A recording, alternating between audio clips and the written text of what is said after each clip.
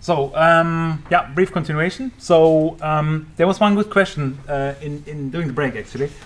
And the question was, so if we have this Docker Compose file, why is it not symmetric in a way that, you know, I specify a build file in one of them and I don't do that in the other one, in the other service? Sorry, we have two services, web and DB, and I only specify a build file, a Docker file in one of them. Why not in the other one? Why is that the case? Don't answer. Please. Because in this case, it's only the web that needs to know what's in the file, isn't it? Yeah, but we have a second service there, right? Of course, you're right, right? The web one needs to know where the build file is. That's correct. But what about the second one? Why don't I need to specify the build file there? So the second service, DB, right? That one here. So why don't I don't need to specify? I have a build folder here, right? Oh, right. So I don't do that here. Why don't I do that here? That sounds unfair. Perhaps DB wants, you know, why? It's a standard image. You just Exactly. download it. Yeah. So because the idea is here that you have an alternative pathway. One of them is building an image yourself. That is when you use the raw source code, right, on your running go build and all that kind of jazz to actually get it running. Do you remember those 5 commands that we actually coded ourselves? Whereas in the DB case, we have a image entry. And that basically says, well, you know, take the latest version of MongoDB in this case, download the image, instantiate it, done. Right? That's it. So there's no customization on our part that's happening. You just use whatever is happening available on the web as well. So that's the key difference. So if everything consists, for example, you're building a system that is only consists of standard stock images, you can do that entirely, right? So you bring up your entire Docker Compose just using third-party stuff, and never actually write a line of code if you don't need to, right? So, but here we're mixing those two worlds a bit, right? So, but make it very simple to bring up a new service. In conjunction with this, right? So we talked about having those two containers now running, which is all good. They're still running, so it usually means nothing went wrong, and we can also look at the images that we have here. And yeah, here we see now that we, for example, have the Golang image that is 777 megabytes large, or the Mongo image that has been downloaded as well, right? So, so far so good. And here the IMT 2681 students web, that's the image that has been built as part of our Docker Compose exercise, right?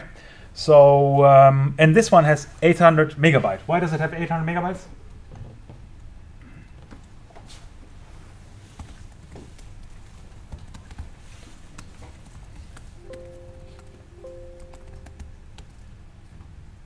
Anyone?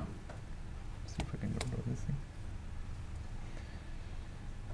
What did I do wrong? Ah, single. Good. Just want to clean up here. Yeah? Because it contains Go? Because it contains Go, right? Because this image here, the student web one, is built on top of the Golang image, right? We set from and then Go 1.11.1 stretch, right? So it's based on this image and then layered on top of it. Think about it like literally like a Git repository where you basically commit on top of existing code base, and it basically becomes part of your code, right? So that's very much the same here. The only challenge is there. Do we need that, you know, much amount of space, right, for an image, right? It's 800 megabytes for our simple Go executable is seems a bit over the top, right? So in this case, Dockerizing it, at least so it appears, makes things much more inefficient, right? So we better run it as an individual service, like manually, and having some bash scripts that bring them up or whatever else, and get away with this. So the question is now, how can we optimize it? Any ideas on your part?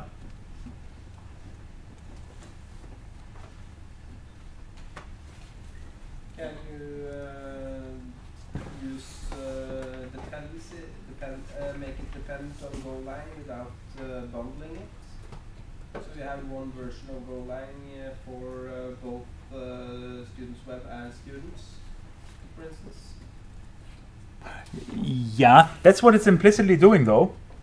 Because both of those images in this example, students 1, if you mean this one, and the 2861, they both depend on the Golang image. But they include it in a way, yeah, no, it becomes one giant image. So it's baked together. So you can't really avoid this. So you can't extract the Go language from the container. And what would you do then? How would you run it if you remove the Golang? Well, the container would have to depend on another container in order to run. Okay, but still then it wouldn't solve my issue. You have to download the entire Go language. That's right. You don't get to, I can't see any way to get around that as long as you're using the language if it's not built Yeah. or pre-compiled. Okay. Some comment from there. Okay. Yeah. What's your comment? In the binary before Exactly. Right. you just copy the binary over. Cool. So that's what I think Myers said in the first or second lecture when he talked about Go. Actually, you compile this thing and then it's a binary on its own right. Yep. Right? So it doesn't depend on the Go environment and all that kind of stuff. So can't we just use that binary and put this into our container and run this, right? So that's your intuition. And that's one of the biggest strengths of Go as well, because it packages up everything that is needed for the application in one single binary. It never depends on anything apart from standard lib. So unlike some other programming environments which rely on some runtime DLLs or libraries, this one is self-contained. Yep. Will you have to compile it for different kinds of architecture? Because I mean, you can't necessarily know what kind of architecture the Docker will run on. Yes. Yes, you have to. Docker is implicitly either Windows or Linux-based container, and you can run a Linux Docker container inside of Windows, and you'll get the VM for it. You also have to be specific about the architecture Docker is running on. Yeah. It might not run on x86, 64, it might run on ARM. That's correct. So, yep. So there's quite a bit of that to be considered and architectural points. Yep. So when you pack the image with the binary, do you have to pack multiple binaries for multiple architectures? Ah, right. Or does it just virtualize it in some way? No, you need to similar. You recall the last lecture on AWS Lambda that Myers briefly gave 2 sessions ago, and he needed to be very explicit about the runtime environment as well in which it runs. In this case, it was a 64-bit Linux or something like this. Yeah. That's very much the same here. So you need to be specific that you're running on the Linux environment. Remember, if you look at the Docker file in this case, it actually gives you an indication of what environment you're dealing with. In this case, we know it's built on a Debian stretch for a 64-bit Linux machine. If it was whatever other operating system, Windows operating system, we would need to build against that one. Yeah. You're basically specifying the architecture there implicitly, so you need to kind of know it, I guess. It's a bit unfair there here, but yeah. So that's one way of dealing with this. Yes, so I just built the Go image basically using Go build. Our favorite command, right? So now we have the executable there, so we can just use that one. Yes, so like it here.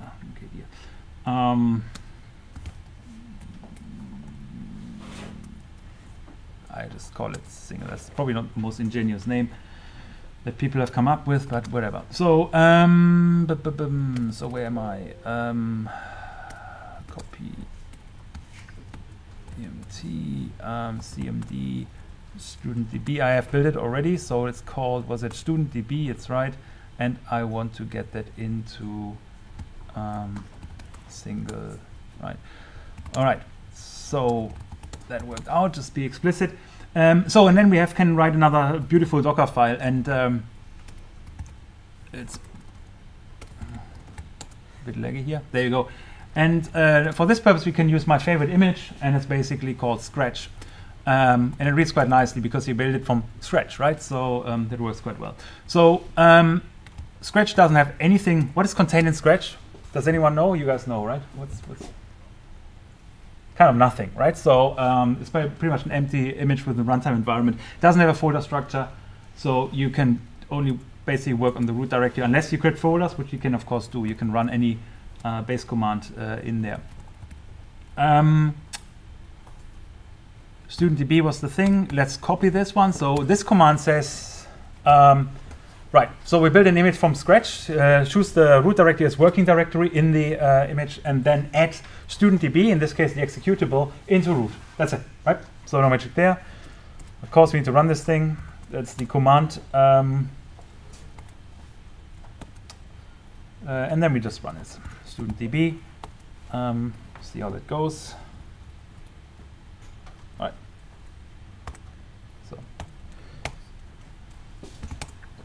Beautiful. Let's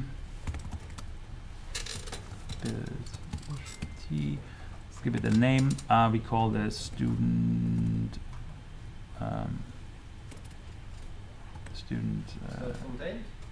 Yeah, it's a bit long, right? I was thinking SC. Okay, student SC it is. Sounds good. Thank you. Right, we're doing it. Okay, for how many? 4 steps. We're building from scratch. You see that it's changing the work directory. It builds an intermediate container. It adds the student DB, another intermediate container, and then wraps this whole thing up and bakes the command into it as well. How do you run this thing? Sudo docker images. There you go. So student SC with the image now. We see the image and it has 7 megabytes, 7.8 megabytes. A bit smaller, right? A bit better than 800. Yeah, okay. Can debate about. I think it's better. So, so you can run this thing by just saying sudo docker run. Do we need to provide support information? Of course we need to. Hang on, I need to bring down the other services first. I think I still have stuff running here. Let's do that. Yeah, and we say sudo docker compose down. So it brings all the whole stuff down, removes the additional network that I created and so on. So it's a really convenient way of dealing with this. But yeah, please, I'm listening. Docker compose is item pointing, so you can just up and it will refresh based on the new changes to the thing. Yeah, okay. But how does it relate to my current problem? What do you mean? What did I do wrong? What should I have done differently? Thank you. So I understand. So no, why didn't you just route another port? Yeah, I can do it as well. So I just wanted to say convenient. Yeah, okay. Yeah, but that was actually my point. Because the problem is that if I bring it down, the containers are persistent, right? So they persist even if I bring it down. Docker compose, and I can't just link, use the same port for that during that time frame, right? So, but you're right. So I can do that. Yes. I'm probably too persistent on insisting on port 8080, you're right. So I use a different port. So docker run, how do I call this thing now?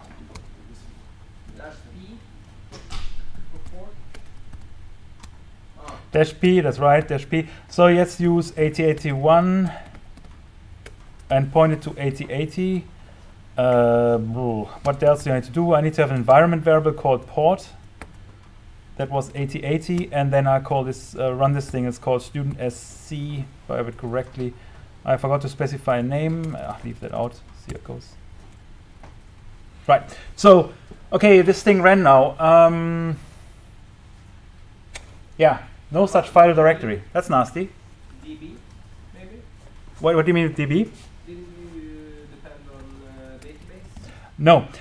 So just for details, this variant of the student database, if you don't specify the environment variable DB host, it will not look for an external database, but hold it in memory. No, what the actual issue is, that it actually depends. So the binary is not as self-contained as we think, the student DB library. That's the key thing, and that's what you were pointing to. Okay, we need to actually think about how do we, what are the dependencies that are built in, and we need to bake them in and have kind of a statically compiled version instead of doing dynamic linking. And one way of finding that out is running LDD student DB. And that shows us, hang on, that's actually linked to quite a bit in the underlying operating system, including a Linux VDSO. What is that? Actually, I don't know, Marsh, what's that? Which one? Adrian, do you know? Linux VDSO? I don't know. So it's still definitely linked to the pthread library, so it doesn't really work. And libc, of course. So yeah, bad luck. So in our Scratch container, we actually don't have any of those. Right. So we actually don't get much further in this doing that. So the only way of actually dealing with this is to have a static build of the library in the first of the executor in the first place that considers those dependencies. And the way of doing this is, I think Mario showed that briefly, implicitly, when we Where we were doing the functions. When we did the lambda functions, exactly. So, and here I basically say explicitly, okay, build this. So set environment variables, saying, okay, we don't want to compile down to C and then actually compile, but actually want to directly have a static binary that includes all the dependencies, and basically blindly follow the instructions with respect to the necessary flags. You'll find this, by the way, even in the multi-stage build documentation of Docker itself, because that's the classical problem they're facing. Okay, because cloud implies Docker, and most people have that issue. So basically, you pass a parameter saying that ensure that everything is statically linked, and then you decide, okay, let's now build this binary. So let's see how that goes. Okay, that went sideways. What did I do wrong? Wrong folder. So sorry. You have Who spots? columns after specifying. Do you have a semicolon? No, really? Shouldn't you build from CMD build? And not from single? You're creating two environment variables. He's right. Just saying go build. Shouldn't you separate those commands? No, that's fine. That's one way you can specify for that environment. Your point was right. I'm in the wrong folder, so yeah. Oh. Thank you. But good spotting anyway. So that's right. So thank you. Appreciate it. See if I can reuse that here, and not much further.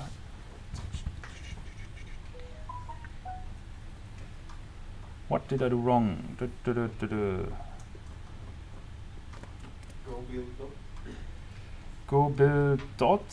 Am I missing my favorite dot?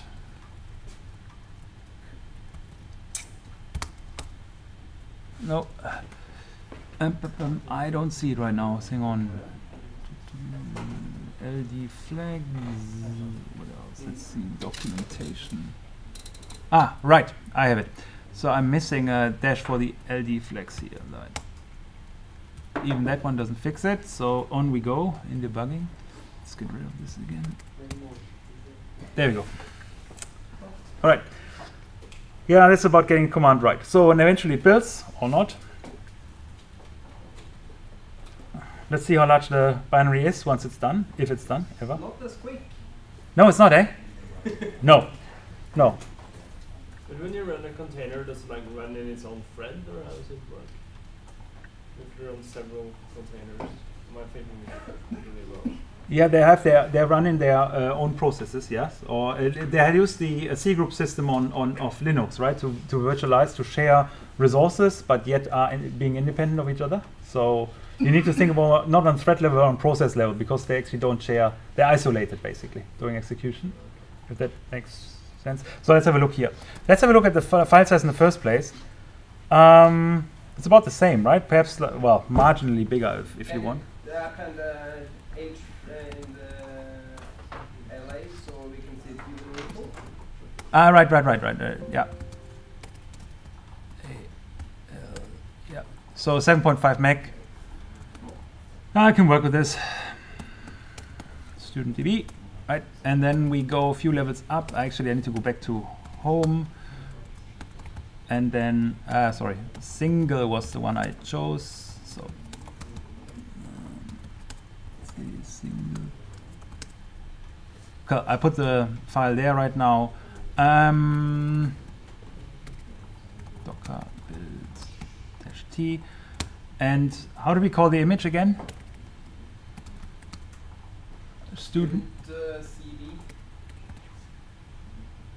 SC, right? SC, sorry. So I do a tag to see how it goes.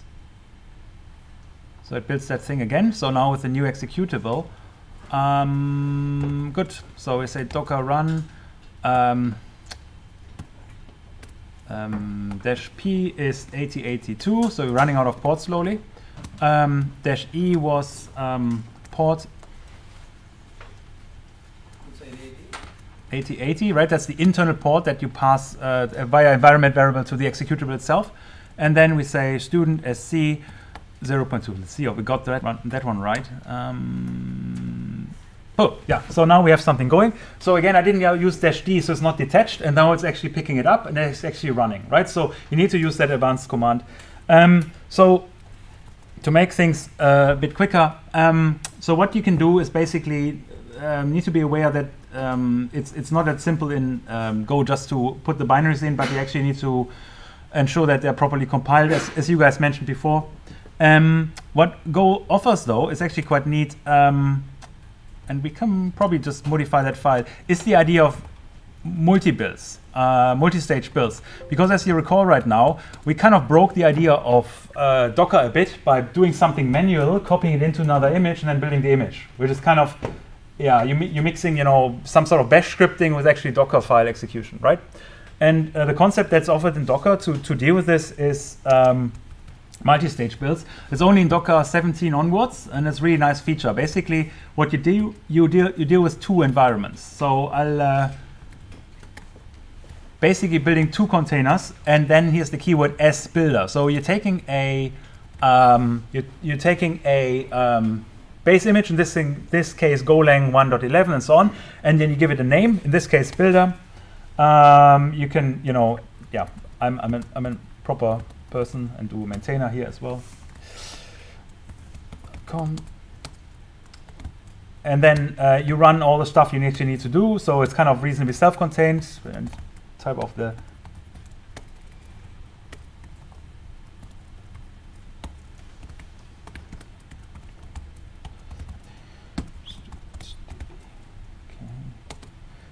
Then we run the actual compilation. So we're setting up basically a compilation environment. And that will be a typo instance exercise. I hope I get this right. But I want you to understand the essence anyway. So even if we don't quite get there. So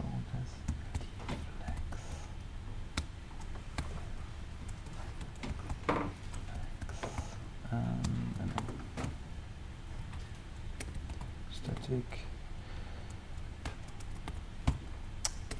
One too many. There you go. Dash O. Let's call it student DB.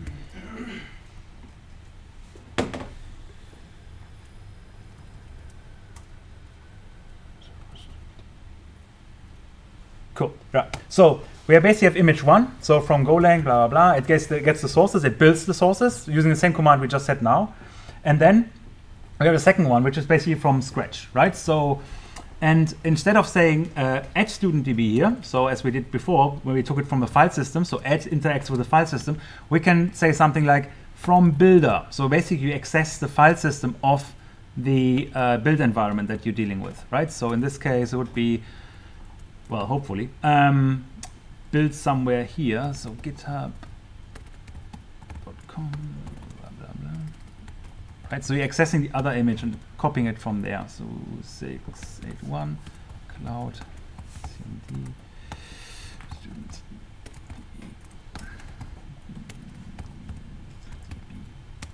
to local directory, and then you get rid of this thing here and you just run it. So that could, I will just give it a go, see what happens. So that's the basic idea, right? So suddenly you build two images and refer from one to the other. Alternative to saying copy from and using the named, the alias for the first image, you can just say from 0 as well. The images are counted with index base 0. So you can say from 0 and then point to the directory that you want to copy from from the source container. So you can say docker build. And we want to tag this thing with student sc tag 3. So now you see what it's doing. First of all, it's getting the Golang, it's doing a compilation there, then setting up the maintainer and so on. Something went sideways. I knew that.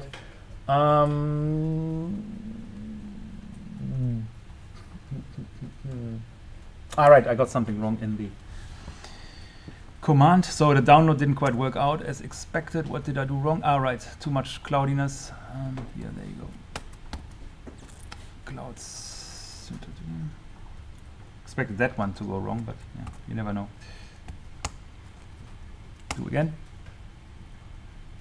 So download stuff, creating next container.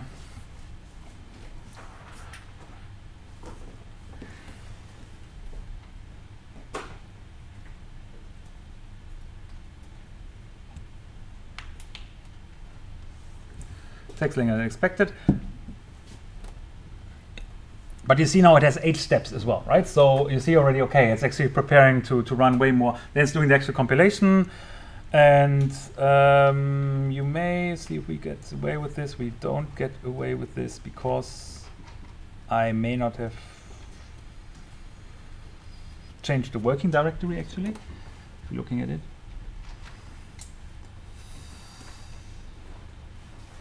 Yes, I forgot to change the working directory. Hang on, let's see. So I downloaded the sources and so on, but I also need to, of course, go into the right work there. Otherwise, my Go build will say, yeah, you know, not much to do for me here. So github.com. 2681. Student B. Did I get this somewhat right? Work dear. Yes, and then do this. And do it again. So now we are getting one step further. So that's where you know you kind of debug your way through the commands, I guess, because it caches the other containers and basically is basically starting off where you left off. If things go wrong, we're doing the compilation here and waiting now. So now it's also 9 commands, of course, because the work there intermediary step is included. And after that, we should get to the second container. Yep, so it's saying from scratch, that's all cool. And then it's basically just copying whatever was in the first container to the second one. And if we now check and have a look at Docker images, you find that student SC with tag 0.3 is 7.78 megabytes, right? So that's quite a bit more handy. Basically using this multi-build functionality, multi-stage build functionality makes things quite a bit simpler here. So just see if it runs as well.